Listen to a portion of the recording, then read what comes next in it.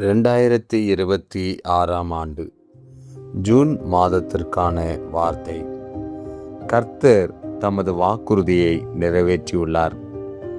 ஆண்டவர் தம் வாக்குறுதியை நிறைவேற்றியுள்ளார். தேவன் ஒரு வாக்குறுதியை கொடுக்கும்போது அதை விசுவாசம், தைரியம் மற்றும் மகிழ்ச்சியுடன் ஏற்றுக்கொள்ள வேண்டும். சில சமயங்களில் மக்கள் கர்த்தர் தமது வாக்குறுதியை நிறைவேற்றவில்லை அல்லது காப்பாற்றவில்லை என்று சொல்லுகிறார்கள். ஆனால் உண்மை அது அல்ல. தேவன் வாக்குறுதியை காப்பாற்றும் தேவன். அவர் ஒருபோதும் தமது வார்த்தையை மீறுவதில்லை. பல சமயங்களில் நாம் தேவனுடைய வார்த்தைகளை தாமதப்படுத்துகிறோம். ஏனென்றால் அவரை நம்புவதற்கும் அவர் ஏற்கனவே கொடுத்ததை பெற்றுக்கொள்வதற்கும் நாம் தயங்குகிறோம்.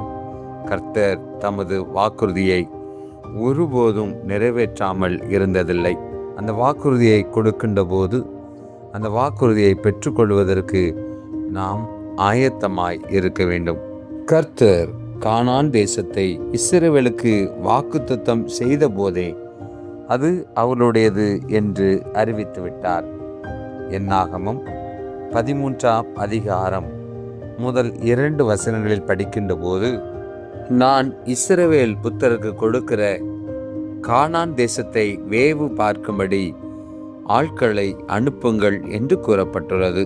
அவர்கள் அந்த தேசத்தை வேவு பார்க்க அனுப்பப்பட்டார்களை தவிர அதை அவர்கள் உடைமையாக்கி கொள்வதா வேண்டாமா என்று தீர்மானிக்க அல்ல. மாறாக வேவு பார்த்தவர்கள் திரும்பி வந்தபோது மக்கள் இரவு முழுதும் அழுதார்கள்.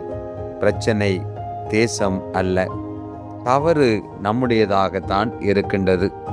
அந்த 10 வேவுக்காரர்களும் தேவனை தவிர மற்ற எல்லாவற்றையும் முன்வைத்தனர். அவர்களுடைய அறிக்கை எதிரியின் பலம், தங்களுடைய பலவீனம், தங்களுக்கு முன்னிருந்த தடைகள் ஆகியவற்றிலேயே கவனம் செலுத்தினர்.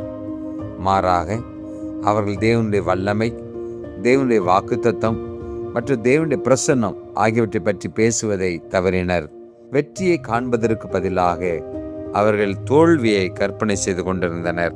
தேவன் அவர்களுக்கு அந்த நிலத்தை கொடுக்க தவறவில்லை. ஏற்கனவே வாக்கு கொடுத்ததை மக்கள் ஏற்றுக்கொள்ள மறுத்தார்கள்.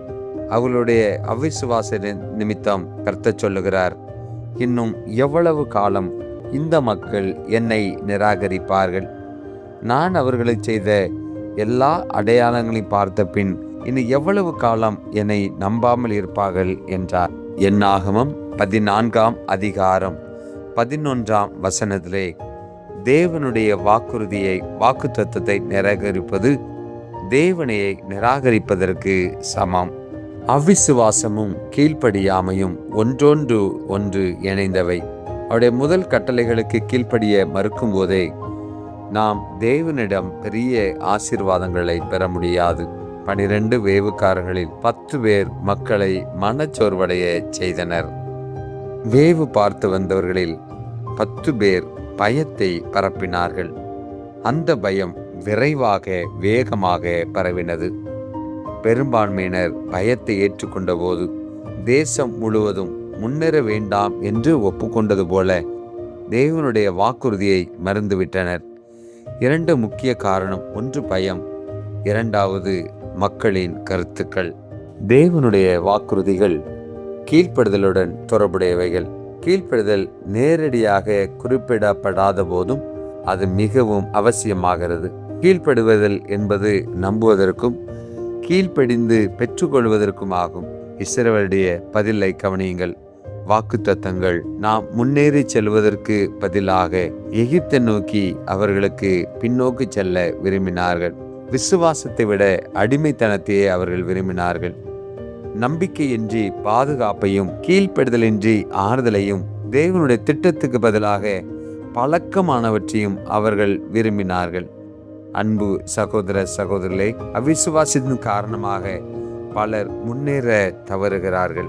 சில சமயங்களில் அவருடைய வார்த்தையை நம்புவதற்கு பதிலாக அவருடைய வாக்குத்தத்தங்களை அதிகமாக ஆராய்வதாலும் மனிதர்களின் அங்கீகாரத்தை தேடுவதாலும் தேவனுடைய மிகச் சிறந்ததை நாம் இழந்து விடுகிறோம். கர்த்தரை பற்றி கொள்ளுங்கள். அவர் தமது வாக்குறுதிகளை நிறைவேற்றுவார். அவரால் நிறைவேற்ற முடியாத வாக்குறுதியை அவர் ஒருபோதும் கொடுக்க மாட்டார். யாக்கோபுக்கு சொன்னார், நான் சொன்னதை செய்கிற வரைக்கும் கைவிட மாட்டேன். அவரால் முடியும், மிக அதிகமாகவே முடியும். ஆண்டவரை மாத்திரம் நம்பியிருங்கள். இப்புதிய மாதம் ஆசீர்வாதங்கள் நிறைந்த மாதமாய் அமைந்திருவதாக. நம்முடைய போக்குவரத்திலும் எல்லா நன்மைகளும் தர வேண்டும் என்று பீபா குடும்பமாக உங்களை உளமாற வாழ்த்துகிறோம்.